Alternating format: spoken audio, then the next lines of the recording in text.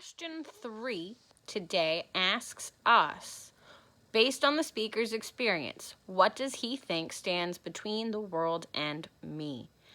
Richard Wright, in the very first portion of the poem, in line 5, he says, "And the sooty details of the scene rose, thrusting themselves between the world and me."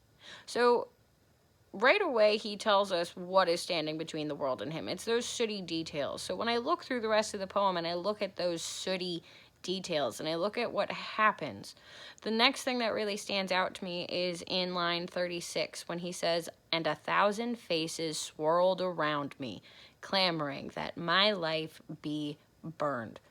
Who are these people?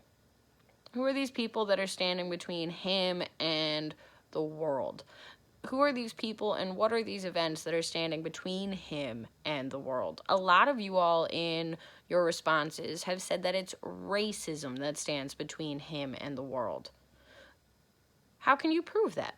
Right? I've given us 2 pieces of evidence that we could look at. We could talk about those, how he says it's those sooty details. But we would need to go on and describe those sooty details, or what sooty details we think he's talking about. Is he talking about those bones? Is he talking about the pants that were covered in dried black blood? Is he talking about how he felt like the sun died in the sky? What sooty details could he be talking about? What is it that's standing between the world and him? Again, for those of you who said racism, you could go to that line 36, "And 1,000 faces swirled around me, clamoring that my life be burned." Who are those faces? Who are those people? Who do you think? Who participated in attacking him that night? He told us some of those people, right? There was that gin flask being passed around, so a bunch of drunk men, and then there was a woman who smeared lipstick on her lips. So we can make some best guesses. When we get to question 4, it asks us, how does racism affect the speaker? So I've pulled out a few pieces of evidence where I feel like he is affected. In line 21 or 22, he says, "And while I stood, my mind was frozen with a cold pity for the life that was gone. The ground gripped my feet, and my heart was circled by icy walls of fear." The first thing that draws my attention here is he's got those 2 emotions. He says he feels pity and he also feels fear. He feels pity for the person who was there. He feels pity for those ashes, for that life that was lost. So he feels sorrow. Racism makes him feel sorry for everybody who is affected by it, like him.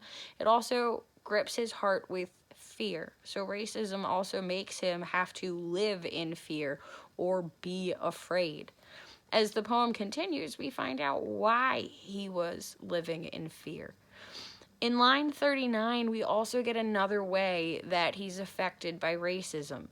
He says, "My voice was drowned in the roar of their voices, and my black, wet body slipped and rolled into their hands as they bound me to the sapling." His voice is not heard. It was drowned in the roar of their voices. Whose voices is he talking about? Think about it. I'm sure you guys can get there and make some good ideas, or get some good ideas written down, more likely. For the final question, I asked you all to make a prediction based on this poem, right? Our book that we're reading this quarter has the same name as this poem. It was named after this poem. So based on this poem and Richard Wright's experiences, what do you think we're going to see in Ta-Nehisi Coates' book, Between the World and Me? It's written by a different author. Some of you guys who already did your work talked about how we're going to learn more about Richard Wright's experiences with racism. That's an okay prediction. I'm just letting you all know, for those of you who didn't do it, this book is written by a completely different author. Go ahead, make a prediction. You can be right, you can be wrong. It's a prediction. I just want to know what you think. If you all have questions, reach out to me. You guys got this. I'm sure you can do great things with your work. Bye, kids. Make good choices.